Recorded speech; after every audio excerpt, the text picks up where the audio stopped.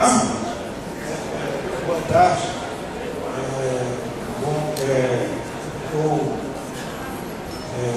Vou procurar então fazer uma exposição desse trabalho de elaboração coletiva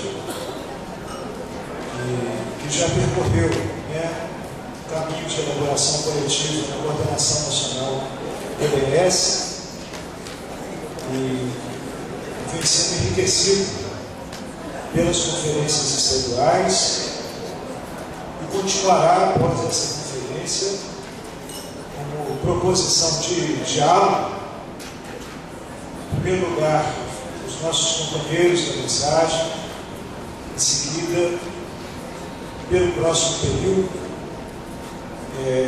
também os nossos companheiros do partido, do movimento social, dos movimentos sociais.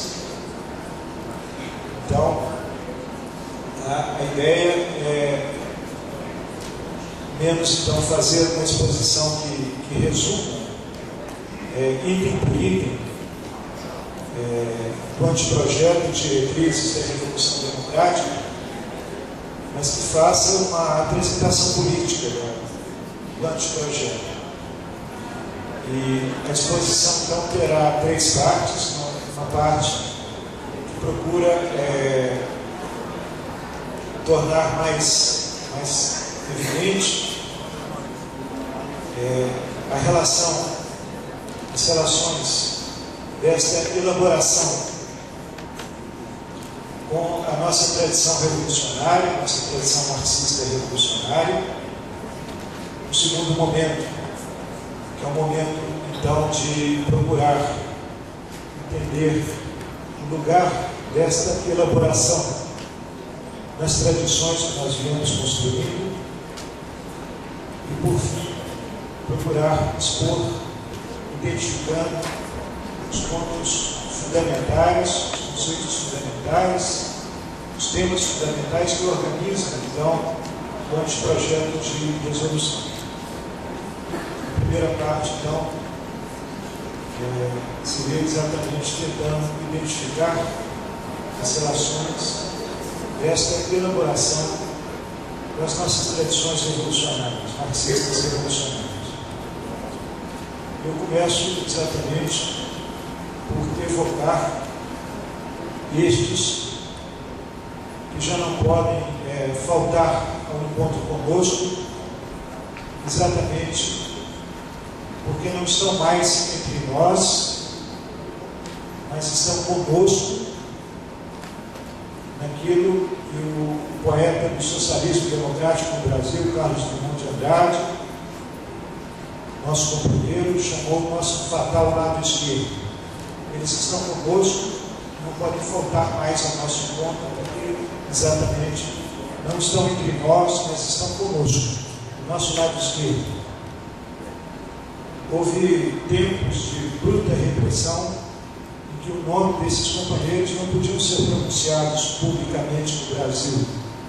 Foram os anos que nós começamos a militar. El nombre del hombre muerto já não se pode decirlo, quem sabe. Nós dissemos o nome dele, o nome de Che Guevara, nos anos iniciais da nossa militância.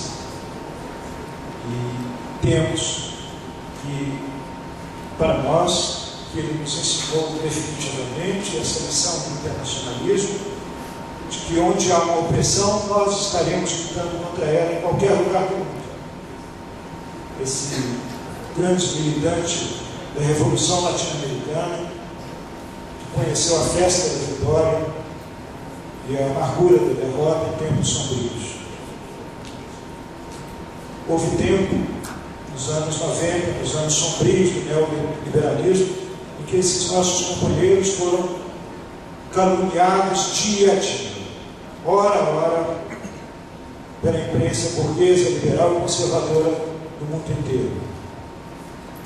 Houve tempos pragmáticos em que esses nossos companheiros, seus nomes, seus ensinamentos ficaram um pouco embaçados, um pouco esquecidos na cultura do nosso partido.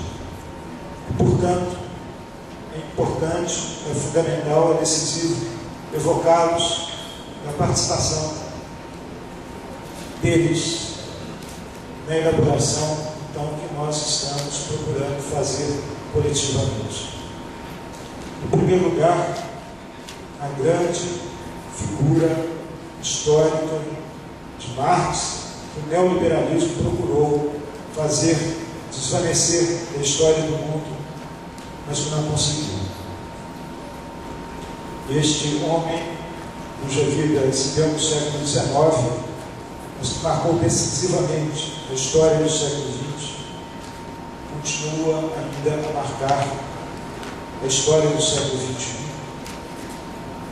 em combinações históricas singulares, seja através da experiência da Revolução Russa, seja através da experiência da Revolução Chinesa.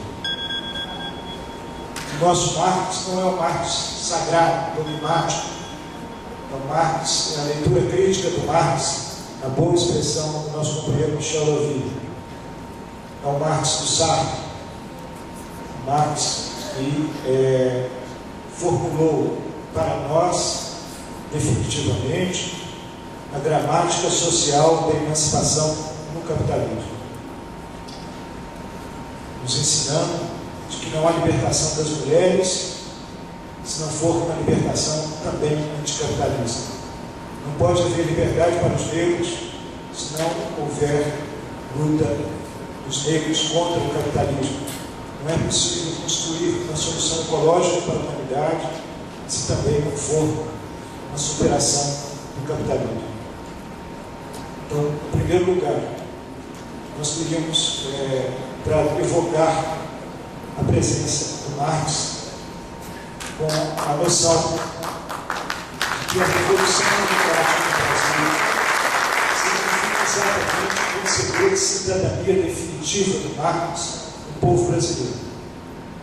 Da mesma maneira que, ao compor as Baquianas, Villa-Lobos trouxe o grande compositor alemão, o cidadão definitivo do nosso país, fazer da Revolução Democrática no Brasil é tornar Marx definitivamente um cidadão brasileiro. Em segundo lugar, nós queríamos evocar a presença do nosso grande companheiro Lenin. Há uma observação muito importante de Gramsci, dizendo que a verdadeira filosofia do Lenin não deveria ser procurada no livro menor que ele escreveu, chamado Materialismo e Biocriticismo, mas na sua prática revolucionária, como militante que formulou para nós a linguagem da revolução, nos ensinou a viver para a revolução, nos ensinou que esta é a maneira mais digna de viver enquanto houver capitalismo, nos ensinou a paixão e ao mesmo tempo a disciplina de ser revolucionários. Nós não acompanhamos, hoje sabemos as razões da crítica do Rosa Luxemburgo, vem um momento difícil da Revolução Russa, dos primeiros anos da Revolução Russa, e a cristalização da oposição entre a ditadura do proletariado e o princípio da soberania popular. Mas certamente esse documento dá razão a Lenin contra a causa, na ideia de que não é possível construir o socialismo sem destruir o Estado burguês, sem superar o Estado liberal, sem construir um outro Estado, enfim, sem fazer uma revolução, como o documento propõe na Revolução Democrática. Evocar Lenin é evocar imediatamente a figura do Trotsky.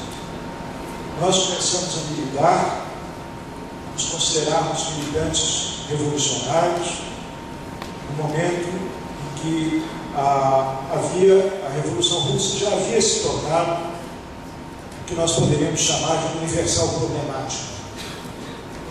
E, no entanto, nós nos tornamos russos nesse sentido de adotar a utopia daquela revolução, uma utopia que deveria ser guardada, que deveria ser reconstruída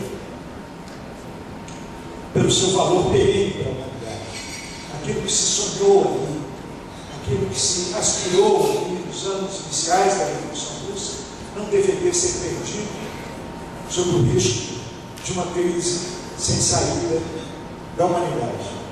Trotsky nos ensinou a dignidade da Revolução Russa. E muitos de nós não seríamos revolucionários se não fosse a sua fidelidade exemplar aos princípios da Revolução, à classe trabalhadora internacional e a sua denúncia da Revolução traída, do horror stalinista que nós aprendemos muito cedo. Ele nos ensinou também o conceito de revolução permanente, que nos países da periferia do mundo capitalista, a realização das tarefas históricas, sejam democráticas, nacionais ou sociais, deveriam se vincular com as tarefas socialistas numa dinâmica revolucionária. Esta ideia está presente nesse documento, combinado com algo que o Trotsky ainda não havia formulado, então, que é a ideia do socialismo democrático. Foi Trotsky que escreveu um artigo importantíssimo na nossa tradição revolucionária, em defesa de Karl Liebknecht e Rosa Luxemburgo, um artigo chamado Os Três R's, colocando Rosa Luxemburgo ao lado da figura de Lenin, que não era pouca coisa, um revolucionário russo, para alguém que conhecia a grandeza do Lenin. Ele, então, um artigo que ele dizia: tirem as farpas de Rosa Luxemburgo, dirigindo-se à direita da social-democracia alemã, reivindicava a tradição dessa grande revolucionária judia polonesa, que soube identificar muito cedo, já em 1905, portanto, antes de Lenin, inclusive, os problemas que ocorriam no principal partido marxista do mundo naquela época.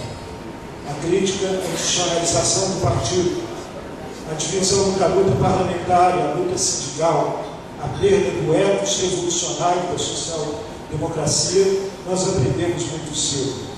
E já no início dos anos 90, os documentos nacionais da DS traziam essa crítica ao que nós chamávamos de estreitamento institucional do PT. Esse documento nós apresentamos a essa conferência, ele está marcado pela ideia de superar exatamente as dinâmicas de adaptação do PT ao Estado brasileiro, que se revelam tão fortes.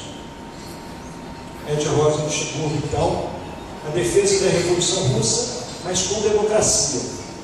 E a ideia contida num artigo que escreveu quando na prisão, dividindo a prisão, pouco antes de ser morta, junto com as prostitutas, ela defendeu, então, num artigo, a ideia de que cada gota de sangue que pudesse ser evitada na Revolução e não fosse pelos revolucionários, seria um crime contra a Revolução, separando, então, a ideia da Revolução da ideia da apologia da violência revolucionária sem limite, sem controle.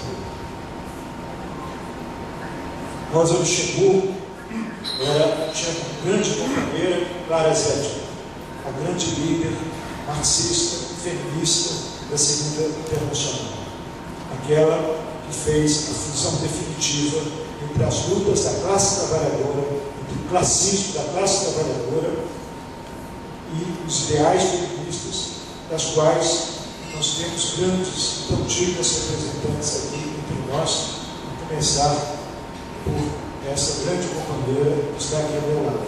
Essa companheira é filha da tradição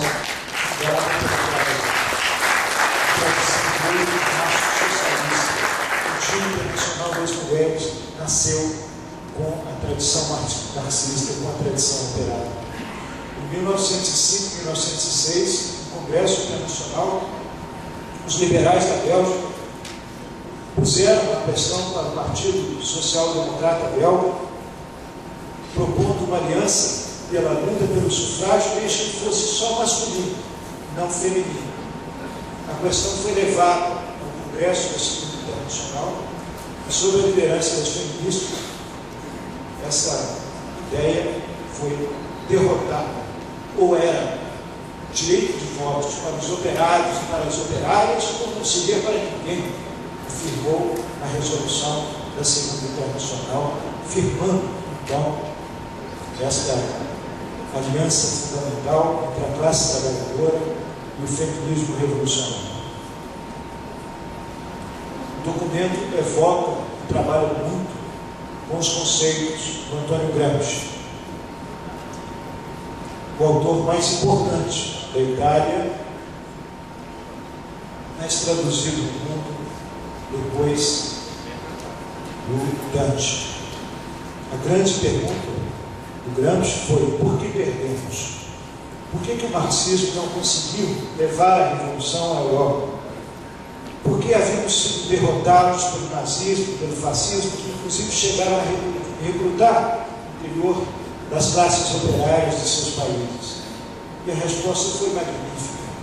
A resposta foi o empreendimento de reestruturar o marxismo, de reorganizar as razões do marxismo e de repropor a ideia do marxismo como um princípio de hegemonia, um princípio de fundação de um Estado alternativo à civilização liberal.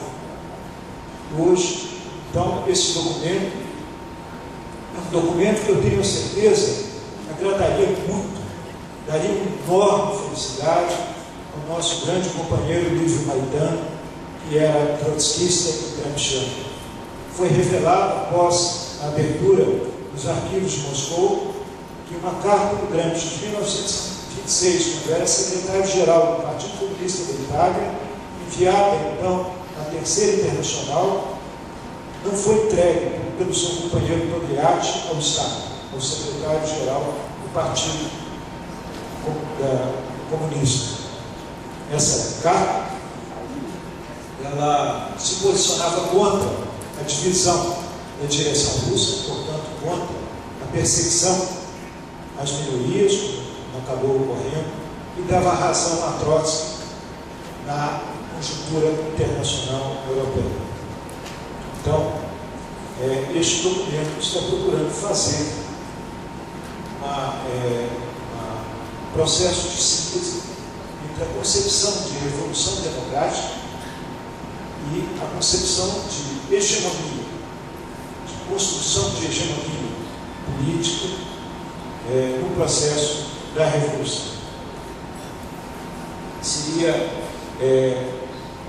completamente equivocado se não chamássemos aqui também a figura do nosso grande companheiro Ernesto Mandela, principal autor do documento que deu origem ao nome da nossa tendência. Este que foi o maior economista marxista do século XX, junto com Preobrazhensky, formulou os princípios de que a transição ao socialismo deveria ser feita sobre democracia. O que nós estamos fazendo nesse documento é pensar uma revolução democrática que possibilita uma transição ao socialismo através exatamente do aprofundamento da democracia. Esse documento contém, como nós propusemos, como está sendo desenvolvido, uma proposta de africanização do ODS, de tornar o ODS mais negro, como o povo brasileiro. Portanto, é muito importante nós evocarmos também aqui a figura do grande revolucionário marxista africano Agostinho Neto, grande dirigente e grande poeta da Revolução angolana. Esse documento é também, já entrando na segunda parte da exposição, um diálogo com as tradições da esquerda brasileira. Ele procura trazer o ethos, que eu vou falar mais adiante, de que todas as tradições brasileiras da emancipação, todas as paixões brasileiras pela emancipação, que aqui se desenvolveram desde o período colonial, de Zumbi a Chico Mendes, nós procuramos resgatar e trazer para o nosso esforço de transformação socialista do Brasil. O documento propõe ser uma resposta a um passe da esquerda brasileira que levou à crise do Partido Comunista Brasileiro. Isso é, busca resgatar, dialogar com o que havia de grande, generoso e belo nessa tradição. Nós tivemos a honra, nós da militantes da democracia socialista, de militar com o nosso companheiro Isaac Axelrod, que muitos aqui conheceram, e que iniciou a sua militância em 1935, na cidade de Santa Maria, junto aos ferroviários, organizando uma célula comunista naquela cidade, que veio militar, então, nos últimos anos da sua vida, como dirigente da democracia socialista. O documento propõe, então, uma alternativa à visão histórica da Revolução Brasileira, que nucleava o Partido Comunista Brasileiro, que entendia que essa revolução era uma revolução democrática burguesa, uma revolução por etapas, que abriria, então, um outro período histórico, aí sim, onde se colocariam as razões e uma dinâmica socialista. Esse projeto de revolução viveu um grande impasse em 64 e seguiu-se, então, um período em que muitas correntes da esquerda brasileira, muitos jovens da esquerda brasileira, foram galvanizados por uma ideia desenvolvida por uma organização, que foi uma organização, inclusive, que militou o nosso companheiro Eloy, que estava aqui, chamada POLOP, Política Operária, uma organização que fazia a crítica da democracia burguesa, e fundava as suas razões, as suas esperanças, uma política orientada e organizada fundamentalmente para a classe operária. Ali, então, adquiria-se um método socialista que faltava à proposta de revolução do PCB, mas as mediações entre esse ethos socialista e a luta democrática não eram feitas. É importante nós, inclusive, identificarmos que um desses grupos tinha como militante, exatamente, a jovem militante revolucionária Dilma Rousseff. E por compreender isso, esta cisão estabelecida, nós compreendemos o valor de uma declaração que a Dilma Rousseff deu como candidata já a presidente da República nas últimas eleições. Ela disse: quando eu era jovem, nós fomos presos, torturados, porque distribuíamos panfletos em portas de fábrica, denunciando o arroxo do salário. Com a democracia, com a luta democrática, nós adquirimos o direito, junto à classe trabalhadora, de, por decretos do governo legitimamente democrático, de forma legitimamente democrática, então, aumentar muito o valor do salário. Essa, ela disse nessa entrevista, é o valor da democracia para nós, né? Ela faz a mediação, então, entre as nossas reivindicações mais sentidas e o ethos socialista como o fundamento, né, da nossa tradição. Esse documento, ele representa, então, uma tentativa de fugir a esse dilema e de propor um caminho para a solução desse impasse histórico das tradições da esquerda brasileira. Isto é, a revolução é democrática, mas ela se apoia, ela é dirigida por um partido do socialismo democrático, ela apoia principalmente nas forças organizadas das classes trabalhadoras e do povo, e a sua direcionalidade é socialista. E o seu caráter é internacionalista. Então, desta maneira, nós procuramos incidir sobre esse impasse histórico da esquerda brasileira. Esse documento procura ser também propõe um grande diálogo com o Partido dos Trabalhadores. Ele é uma tentativa de expressar sobre a ideia de um programa da Revolução, a identidade do socialismo petista, o documento mais alto que o PT já aprovou na sua história e que nós tivemos uma participação muito importante na sua elaboração e na sua aprovação. A ideia é que essas diretrizes do programa da Revolução Democrática é, sem dúvida nenhuma, o documento mais radical que nós já apresentamos na história do PT. Por quê? Porque nós não estamos mais discutindo governo, programas, nós estamos discutindo a fundação democrática, revolucionária de um outro Estado. Então, o seu horizonte político, programático, o seu horizonte no sentido de conclamar ao ascenso dos movimentos sociais, o seu levantamento programático é muito mais radical, inclusive, do que o programa mais radical da história do PT, que foi o programa de 1989. Exatamente porque ele programatiza a ideia da revolução, a ideia da fundação de outro Estado.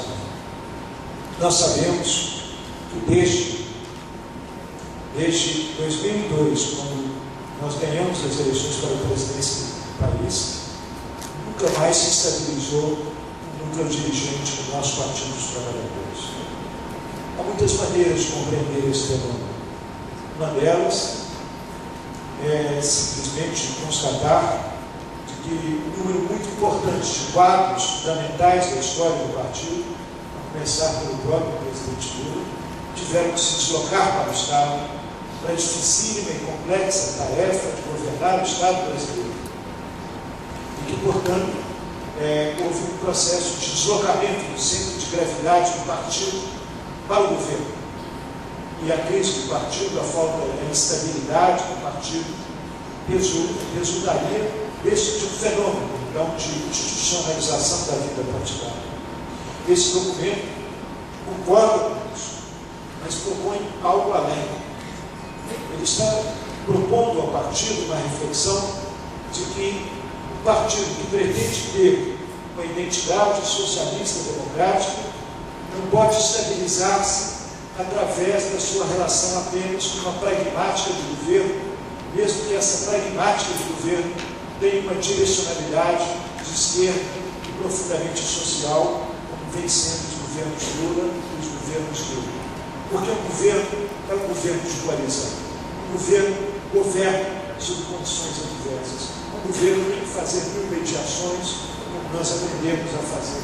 E, portanto, a identidade socialista do partido não pode se fixar, não pode se estabilizar socialmente se ela apenas, se nós não formos capazes de atualizar o programa histórico do PT, o programa, então, da Revolução Democrática.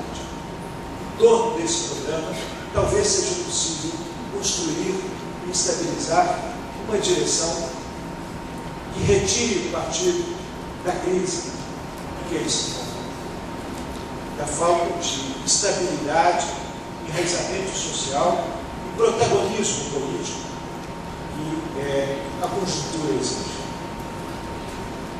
E nesse sentido mesmo, de ser então um programa que visa construir, arregimentar, organizar, fazer convergir uma nova plataforma de direção do partido, que esse documento deve ser entendido como um ato de profundo abraço à mensagem do partido, que surgiu exatamente uma resposta à crise, a mais profunda crise que o partido viveu em 2005.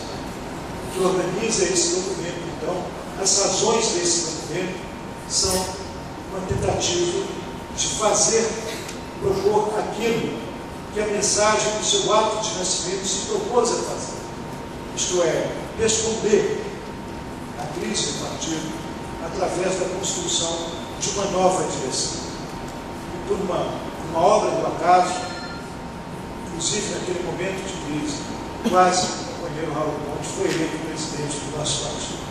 Poderia ser outro história.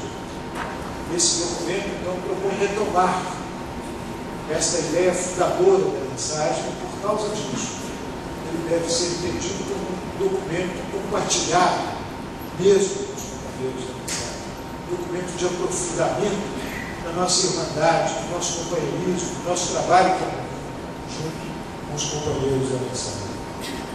Esse documento também não deixa de ser um ato de reposição da fundação da ADS. O primeiro documento da ADS, o documento de fundação, chamava-se exatamente PB do Partido Revolucionário. Nós nos dirigimos então às correntes sectárias da esquerda brasileira, dizíamos para essas correntes: olha, está aqui nascendo um magnífico movimento classista no Brasil. E o programa da Revolução tem que ser construído junto com eles, junto com esse formidável movimento classista da classe trabalhadora. Ora, o que esse documento propõe, se não, então, construir, junto com Lula, Dilma e a maioria dos classistas do poder, dos lutadores sociais, das feministas, dos negros, dos séculos socialistas, construir o programa da Revolução Brasileira. Então, esse documento está propondo exatamente realizar o documento de fundação da ADS, de tornar pública e legítima a linguagem da Revolução, de levar essa linguagem da Revolução para o centro da história brasileira, para o centro, então, da vida política nacional. Eu passo, então, para a última fase da exposição, que é a tentativa de identificar os elementos fundamentais que organizam o texto. O texto é filho direto de uma resolução da Coordenação Nacional da ADS, que identificou que a quarta vitória contra o neoliberalismo, as duas grandes vitórias nacionais obtidas pelas candidaturas Lula, da candidatura Dilma, e o modo como nós enfrentamos a crise de 2008, constituíam 4 vitórias decisivas sobre o neoliberalismo e que abriam, então, um novo período histórico da luta de classes no Brasil. Esse novo período, que era marcado, então, porque aqui no Brasil, assim como veio ocorrendo na América Latina, mas talvez aqui até com mais profundidade, está se combinando uma crise internacional do neoliberalismo com vitórias nacionais sobre o neoliberalismo que desorganizaram o programa neoliberal, que levaram a impasses fundamentais dos partidos dirigentes do neoliberalismo no Brasil e que abrem, então, a possibilidade de um período não mais dominado centralmente pelo confronto entre o projeto neoliberal e o projeto democrático popular, mas um período potencialmente aberto à construção da hegemonia dos socialistas democráticos, então um período aberto exatamente ao desenvolvimento de uma dinâmica da Revolução Democrática. Então, a partir desta construção coletiva feita na Coordenação Nacional do ADS, no início desse ano, e esse documento programático se organizou. Se há um novo período, se há essa potencialidade, nós temos que atualizar o programa histórico do partido, que é o primeiro momento é exatamente nos dotarmos, então, da consciência, de aumentarmos nossa consciência, a nossa elaboração desse programa, dessas diretrizes da Revolução Democrática. O documento procura trabalhar uma síntese das tradições marxistas e revolucionárias e antistalinistas do marxismo, que nós fizemos referência no início da nossa exposição. a ideia de que a nossa concepção de Estado não se confunde com uma tradição liberal, que vê o Estado como separado da sociedade civil e do mercado, concedendo autonomia e autorregulação ao mercado. A nossa visão é crítica a esta visão sobre liberal do Estado. Ao mesmo tempo, nós somos críticos das visões autocráticas do socialismo de Estado, que pensam, então, a possibilidade de um poder concentrado nas instâncias governativas, nas instâncias coercitivas, e querem, a partir, então, da tomada desse centro de poder, fazer, através da economia de comando e das medidas repressivas, medidas, inclusive, homogeneizadoras, organizar uma nova vida social. O que nós estamos trabalhando, então, é uma concepção de Estado ético-político que propõe uma nova hegemonia, a construção de novos princípios de civilização que devem organizar, ao mesmo tempo, uma nova forma de democracia, de organização do poder, uma nova forma de organizar a economia e uma nova forma de viver. Uma nova forma de viver onde não haja mais patriarcalismo, racismo e predação da natureza. É exatamente, então, esta concepção de Estado que permite trabalhar um conjunto de conceitos ao longo do projeto de resolução, que são conceitos unitários, conceitos de síntese, hegemonia e princípios de civilização, planejamento democrático e setor público da economia, soberania popular e autogoverno, Estado do bem-estar social concebido através dos valores do socialismo democrático. Então, há um conjunto de conceitos, sínteses, unificadores, totalizantes, que são unificados, todos eles convergem para a ideia da Revolução Democrática, que é o grande organizador, então, dessa proposta. As 5 inovações, então, que são elaboradas nesse documento. A primeira delas é trazer ao centro as concepções do nosso programa, as concepções feministas e antirracistas do nosso programa, fazendo convergi-las com as razões classistas, populares e anti-imperialistas do nosso programa. Isto é, pela primeira vez, nós teríamos no Brasil, na construção da esquerda, um documento que faz convergir essas diferentes razões revolucionárias para uma mesma nó programática, uma mesma unidade programática. Ontem houve uma bela reunião dos ecossocialistas, dirigidos pelo nosso companheiro Júlio Barbosa.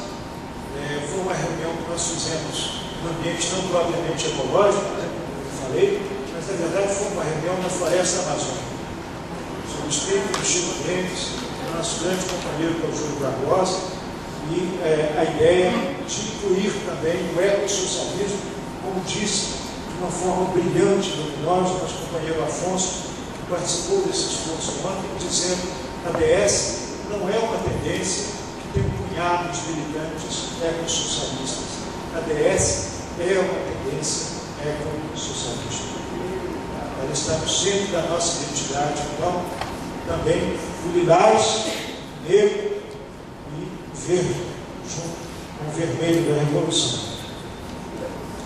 Essa ideia, então, de trazer para o centro as dimensões feministas, antirracistas e ecossocialistas do nosso programa, não é apenas porque metade da classe trabalhadora, ou mais da metade da classe trabalhadora, são mulheres, nem é apenas porque a maioria da classe trabalhadora brasileira e a maioria do povo brasileiro não são brancos. É mais além do que isso. Porque a linguagem do feminismo, como nós aprendemos, é uma linguagem que expande a própria noção de liberdade, a nossa própria concepção do que é ser revolucionário. Que não há como ser revolucionário na rua, sem ser revolucionário e libertário nas relações pessoais. Isso nós aprendemos no feminismo. Que o privado é público, que as dimensões fundamentais da opressão da mulher devem ser superadas na luta pública e companheira, homens e mulheres juntos, como na Marcha das Mulheres, essa belíssima Marcha Mundial das Mulheres, que abriu a 10ª Conferência da ADS. Nós compreendemos também que o antirracismo enriquece o nosso programa da liberdade. Enriquece o nosso programa da liberdade em que dimensões? Na dimensão de que nós temos muito a aprender com a África, muito a aprender com os povos da África, com a sua história de luta, com as suas culturas, com as suas religiões, com as suas formas de ser, com as suas formas de cantar mesmo sobre a escravidão, sobre o domínio brutal, sua forma de superar as situações mais terríveis de opressão e refundar as ideias da emancipação, como, por exemplo, nos ensinou Nelson Mandela. Então, essa é a primeira grande inovação do documento. A segunda grande inovação é procurar, então, associar a questão da soberania popular e a questão do autogoverno, que é um trecho do documento escrito completamente pelo Raul Pontes, tudo aquilo que o Raul Pontes vem nos ensinando desde sempre, e ligar isso à ideia, então, do planejamento democrático do setor público. Essa questão é fundamental, porque, olhando bem o nosso governo, nós construímos uma linguagem pública do social, e ela é muito forte hoje no Brasil. Nós construímos uma linguagem pública do desenvolvimento, e ela é muito forte no Brasil.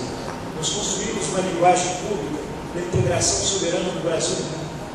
Essa linguagem é muito forte, inclusive foi a linguagem que organizou essa grande vitória política na disputa da FAO. Mas nós não organizamos a linguagem democrática. Essa linguagem democrática, a linguagem que permite, então, vincular desenvolvimento com soberania popular. Esta linguagem não foi formulada ainda no nosso governo e, na verdade, se refere a uma dificuldade teórica mais profunda que nós procuramos elaborar nesse governo. Então, uma linguagem que partiu ocupar a cena democrática, isolar definitivamente, quebrar definitivamente a identidade neoliberal e conservadora do Brasil. Foi constatado nas duas conferências que eu participei, faltava elaborar sobre a mudança na justiça brasileira, que faz parte do Estado brasileiro e que não é contemplado nesse documento. Então, vincula esse ethos democrático ao ethos da comunicação, da criação de um sistema de comunicação pública, trazendo isso também para o centro da nossa agenda democrática. Uma terceira, enfim, novidade desse programa é defender o Estado de bem-estar social, organizado a partir dos valores do social, do socialismo democrático, separando o Estado de bem-estar social, direitos da classe trabalhadora, instituições da classe trabalhadora, da social-democracia, e fazendo a crítica veemente da experiência da social-democracia sobre 6 anos que são desenvolvidos no documento. Essa proposta, então, equivale a um grande projeto de desmercantilização da vida social do Brasil, equivale a uma grande aposta na solidariedade do povo brasileiro, uma grande unidade, frente única entre brancos e negros, entre trabalhadores da cidade e do campo, entre mulheres e homens, entre negros e brancos, todos, enfim, a favor dos direitos iguais e deveres iguais entre os brasileiros.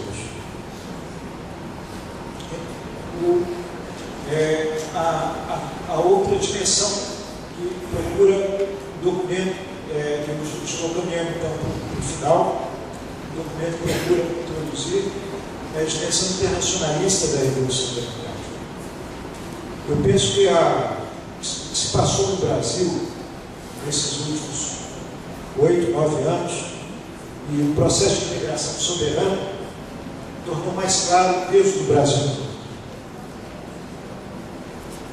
Tornou mais claro a nossa responsabilidade com o projeto de unificação da América Latina. Tornou mais clara a nossa responsabilidade com as lutas de emancipação dos povos da África, que continuam sendo os povos mais oprimidos do mundo. A nossa responsabilidade na construção de uma agenda da paz mundial, da luta contra a fome no mundo. Tornou mais clara a nossa responsabilidade na direção dos polos sociais mundiais e na organização, quem sabe, de uma nova internacional socialista. Enfim, essas dinâmicas que nós estamos vivendo tornaram mais claras essas dimensões internacionalistas do nosso programa, que devem ser desenvolvidas à medida que se aprofundar a própria dinâmica da Revolução Democrática. A grande questão, as grandes questões que resultam, né, desse programa, então, é um programa histórico, é um programa de conjuntura. A coordenação nacional da ODS vai procurar encontrar os elos de ligação entre esse programa histórico e a intervenção na conjuntura política brasileira do governo Dilma. Mas a grande questão é: será que esse programa não chegou tarde demais? Será que o processo de pragmatismo, de adaptação do interior do PT já não avançou demais para o programa que contém essas dimensões revolucionárias tão evidentes? A nossa resposta é que o programa é uma forma de lutar contra essas distorções na cultura petista. É um programa, uma linguagem diretamente crítica aos novos ciclos do poder, aos novos burocratas do poder. É um programa na aposta da imensa capacidade de organização do povo brasileiro, dos fundamentos classistas do PT, da memória coletiva das lutas do PT e do povo brasileiro.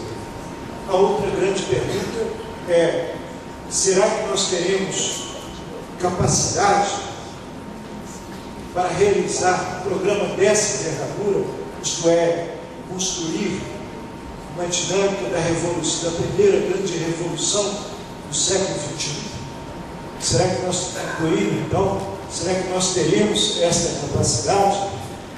Ora, é importante nós lembrarmos, talvez, aquela frase mais importante publicamente formulada pelo nosso companheiro Lula, depois do momento decisivo da sua vida, da greve de São Bernardo, final dos anos 70.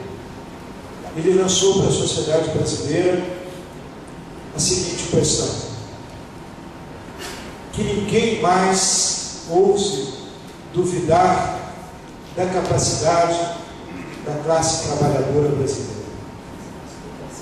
Tantos anos depois, nós vemos que essa não era uma frase vazia, que aquele operário que foi preso, aquele nordestino, estava apenas iniciando a sua trajetória para se tornar o presidente mais popular da história brasileira, formando seu caminho para se tornar uma das lideranças da esquerda mais importantes do mundo. A pergunta que nós fazemos, então, é essa: o que nós seremos capazes? O que é capaz mesmo o povo brasileiro? Quem é o povo brasileiro? A magnífica resposta, então, para concluir, dos companheiros da geração de 22, Mário de Andrade, Oswaldo de Andrade, que são os pais intelectuais, o Antônio Cândido, o próprio Carlos Drummond de Andrade, é que o povo brasileiro ainda não é. O povo brasileiro é um vir a ser. O povo brasileiro é um vir a sendo. O povo brasileiro só será povo mesmo no momento da plenitude da sua emancipação. Isto é, nós estamos então recuperando essa ideia do documento. O povo brasileiro será plenamente povo brasileiro quando ele falar na sua própria língua, pela sua própria experiência, pela sua própria praxis de emancipação, que ele é socialista democrático. Que o socialismo democrático é a sua pátria, é a sua razão e a sua identidade. O povo brasileiro, nesse firacento que nós aprendemos, é muito antigo. Estudando a obra de Leonardo Boff, em determinado momento, me levei um susto. Ele dizia: as comunidades eclesiais de base são uma refundação do cristianismo das catacumbas. 2000 anos atrás, caminhada. As comunidades eclesiais de base eram isso, era uma reposição dos princípios do cristianismo contra o Império Romano. Os cristãos caçados e que se reuniam na catacumba. Depois eu fui aprender, estudando essa tradição, que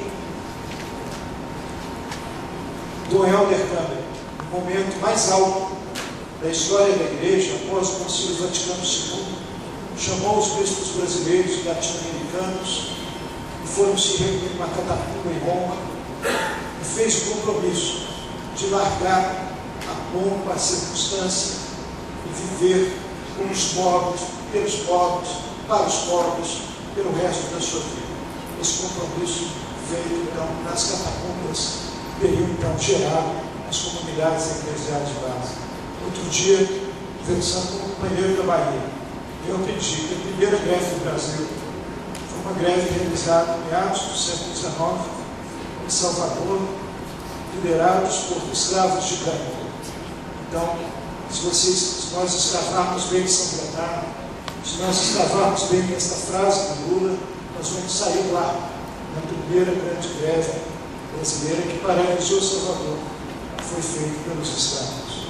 Se nós escavarmos os territórios da cidadania, a lógica dessa ideia que nós concebemos no nosso trabalho político do governo, essa ideia de que nesse território um cidadão, aonde nós chegaremos? Nós chegaremos aos quilombos brasileiros, aos negros brasileiros que estão refundando a África como lugar da sua liberdade.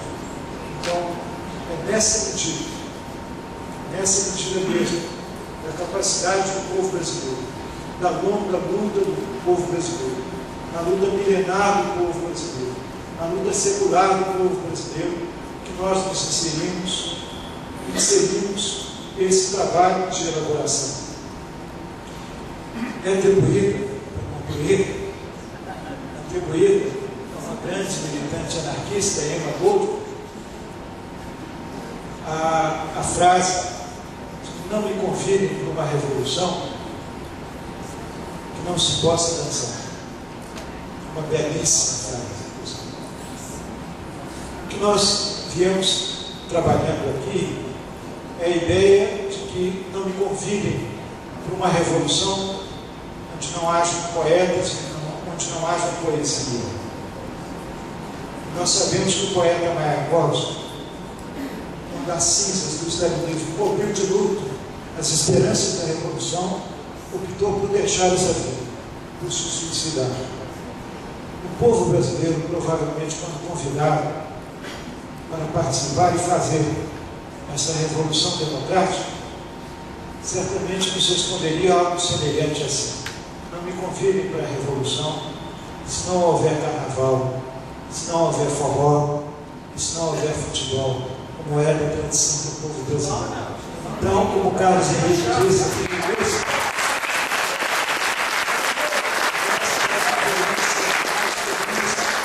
a história merece, porque nós estamos encontrando o caminho de tornar público o discurso da revolução. E a revolução é a nossa razão de existir e a nossa maneira de ser feliz. Muito obrigado.